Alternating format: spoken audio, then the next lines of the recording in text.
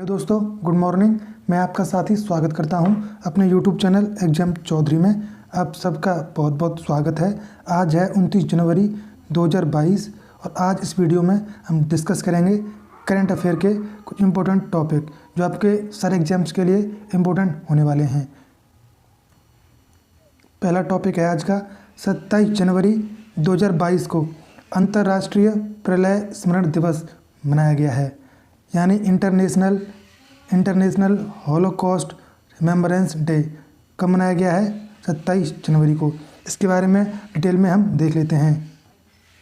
अंतर्राष्ट्रीय प्रलय स्मरण दिवस होलोकास्ट के पीड़ितों की याद में हर साल 27 जनवरी को मनाया जाता है। राइट। अंतर्राष्ट्रीय प्रलय स्मरण दिवस 2022 का विषय यानी थीम क्या था? Memory, dignity and justice. Memory, dignity and justice, ये 2022 के अंतर्राष्ट्रीय प्रलय स्मरण दिवस का विषय रखा गया है। इस दिन को मनाने का उद्देश्य क्या है? इस दिन को इसलिए मनाया जाता है कि द्वितीय विश्व युद्ध के दौरान हुए प्रलय की त्रासदी को चिन्हित करने के लिए मनाया जाता है ये दिन। अब ये त्रासदी क्या थी? ये त्रासदी ये थी कि द्वितीय विश्व युद्ध के दौरान नाजी जर्मनी ने यूरोप की जरूरी आबादी के लगभग 2/3 यहूदियों की हत्या कर दी थी, जिसकी याद में यह दिवस प्रतिवर्ष मनाया जाता है। लगभग 60 लाख यानी 6 मिलियन यहूदी धर्म के लोगों की नाजी जर्मनी ने हत्या करवा दी थी। ठीक है, तो इसी त्रासदी को याद करने के लिए प्रतिवर्ष 27 जनवरी को अंतर्राष्ट्रीय प्रलय स्मरण दिवस मनाया जाता है। दूसरा टॉपिक, HPCL के नए चेयरमैन कौन बनेंगे? पुष्प कुमार जोशी। ये हैं पुष्प कुमार जोशी जी, ये HPCL के नए चेयरमैन बनेंगे। HPCL यानी हिंदुस्तान पेट्रोलियम कॉरपोरेशन लिमिटेड। अब इनके बारे में डिटेल में हम जान लेते हैं। भारत की all market company Hindustan petroleum corporation limited के नए चेयरमैन के पद पर पुष्प कुमार जोशी को नियुक्त किया गया है। पुष्प कुमार जोशी इससे पहले हिंदुस्तान पेट्रोलियम कॉरपोरेशन लिमिटेड के HR डायरेक्टर के पद पर कार्यरत थे। उन्होंने जमशेदपुर से मानव संसाधन प्रबंधन में स्नातकोत्तर यानी PG पोस्ट ग्रेजुएशन और आंध्र प्रदेश विश्वविद्यालय से कानून में स्नातक की डिग्री हासिल कर रखी है। पुष्प Kumar Joshi Hindustan petroleum limited corporation के पूर्व अध्यक्ष मुकेश कुमार सुराणा की जगह लेंगे। किसकी जगह लेंगे? ये जगह लेंगे मुकेश कुमार सुराणा की। ठीक है, और ये जो हैं मुकेश कुमार सुराणा जी, ये 30 अप्रैल 2022 को रिटायर होंगे। आंध्र प्रदेश अपने राज्य में 13 नए जिले बनाएगा और इस गठन को मंजूरी दे दी गई है। ये हैं आंध्र प्रदेश के CM। अब इस टॉपिक के बारे में डिटेल में हम देख लेते हैं। यह है आपके सामने हमारा प्यारा भारत और ये है आंध्र प्रदेश। ये है आंध्र प्रदेश जो रेड कलर में है। इसके पड़ोसी राज्य तमिलनाडु, कर्नाटका, महाराष्ट्र, छत्तीसगढ़ तथा उड़ीसा आंध्र प्रदेश के पड़ोसी राज्य हैं। ठीक है, इसमें तेलंगाना नहीं दिखाया है। तेलंगाना भी यहाँ पर है, तेलंगाना भी इसका पड़ोसी राज्य है। अब इसके बारे में डिटेल में हम देख लेते हैं। आंध्र प्रदेश राज्य के वर्तमान मुख्यमंत्री YS जगनमोहन रेड्डी ने राज्य में 13 नए जिलों को स्थापित करने की घोषणा की है, जिसके बाद अब राज्य में जिलों की संख्या 26 हो जाएगी। यानी अभी प्रेजेंट में वहाँ पर 13 जिले हैं। ठीक है, 13 और बढ़ा दी जाएंगे तो टोटल हो जाएंगे 26 जिले हो जाएंगे आंध्र प्रदेश राज्य में। अब राज्य के मुख्य सचिव समीर शर्मा ने अधिनियम 1974 की धारा 3(5) के तहत संबंधित क्षेत्रों के बेहतर प्रशासन और विकास को ध्यान में रखते हुए इन नए जिलों को स्थापित करने का प्रस्ताव रखा है। इन जिलों में विशेष रूप से 2 जिले आदिवासी आबादी के लिए होंगे। आदिवासी आबादी के लिए कितने जिले होंगे? 2 जिले। ठीक है, अब आंध्र प्रदेश की राजधानी अमरावती। आंध्र प्रदेश के वर्तमान गवर्नर कौन हैं? विश्वभूषण हरिचंदन। तथा आंध्र प्रदेश के वर्तमान मुख्यमंत्री कौन हैं? YS जगनमोहन रेड्डी वहाँ के वर्तमान के मुख्यमंत्री हैं और इन्होंने ही ये घोषणा की है कि हम 13 नए जिले बनाएंगे।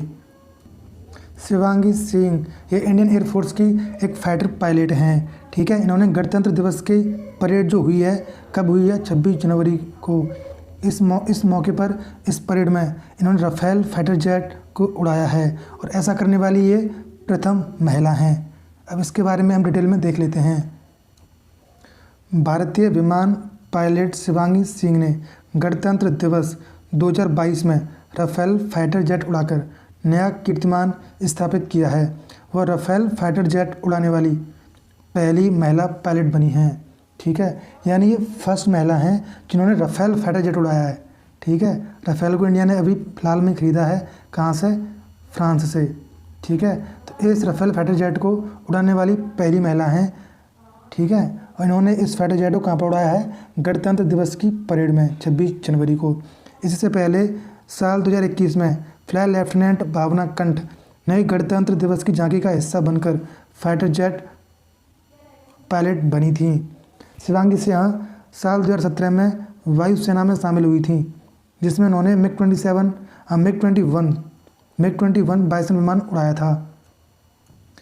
सिटी यूनियन बैंक ने हाल ही में एक fitness watch debit card launch किया है और इस डेबिट कार्ड को लॉन्च करने के लिए सिटी यूनियन बैंक ने GOQII के साथ टाई अप किया है। अब इसके बारे में डिटेल में हम देख लेते हैं।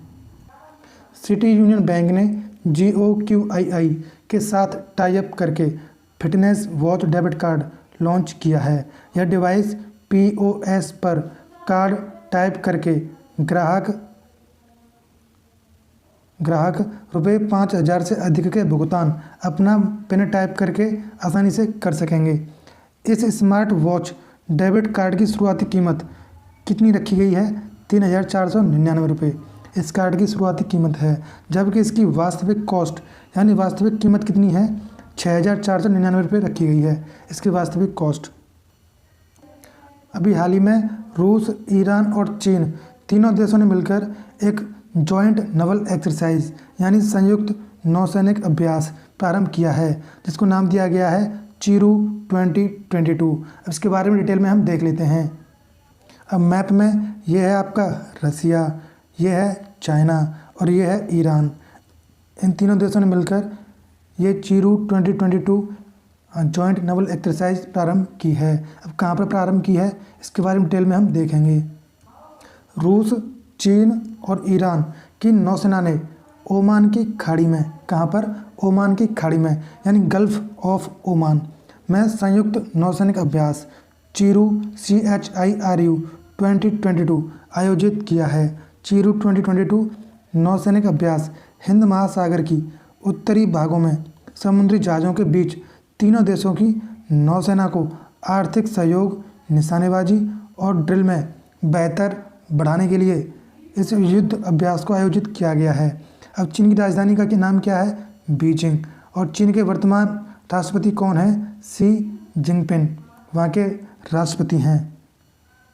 अब ये है आपके सामने मैप, इसमें हम पोजीशन देखेंगे गल्फ ऑफ ओमान की, यानी ओमान की जो खाड़ी है जहाँ पर ये एक्सरसाइज हो रही है। देखिए ये है आपके सामने गल्फ ऑफ ओमान यानी ओमान की खाड़ी। ठीक है, अब यहाँ पर कौन कौन से देश हैं, ये है आपका ओमान, ये है यमन, ठीक है, और यहाँ पर है आपका सऊदी अरेबिया, यहाँ पर है आपका यूनाइटेड अरब एमिरेट्स यानी UAE, और इधर आओगे तो यहाँ पर है पार्सियन की खाड़ी, यहाँ है आपका पाकिस्तान। रूस ने भारत को हाल ही में 70,000 AK-203 असॉल्ट राइफल्स सौंपी हैं। किसने सौंपी हैं, रूस देश ने हमारे भारत देश को 70,000 AK-203 असॉल्ट राइफल्स सौंपी हैं। अब इसके बारे में डिटेल में हम देख लेते हैं। रूस देश ने भारत को अनुबंधित 70,000 AK-203 कालाश्निकोव असॉल्ट राइफल्स सौंपी हैं। भारत ने सशक्त बलों के लिए 6,70,000 राइफलों का ऑर्डर दिया था। भारत ने रूस देश के साथ 6 दिसंबर 2021 को इन राइफलों को खरीदने के लिए MOU यानी मेमोरेंडम ऑफ अंडरस्टैंडिंग साइन किया था, जिसकी कुल कीमत करीब 5,124 करोड़ रुपए थी। अब रूस देश से खरीदी हैं तो रूस देश की राजधानी का नाम क्या है, मॉस्को, और रूस देश के वर्तमान राष्ट्रपति कौन हैं, व्लादिमीर पुतिन। वहाँ के वर्तमान के राष्ट्रपति हैं। तो दोस्तों आज के लिए इतना ही। उम्मीद करता हूँ वीडियो आपको पसंद आई होगी। सो करंट अफेयर के लिए please subscribe my channel exam Chaudhary on YouTube. This is the logo. You can identify with this. Please share the video and do comment. And please like the video if you really like this. Thank you for watching. Jai Hind, Jai Bharat.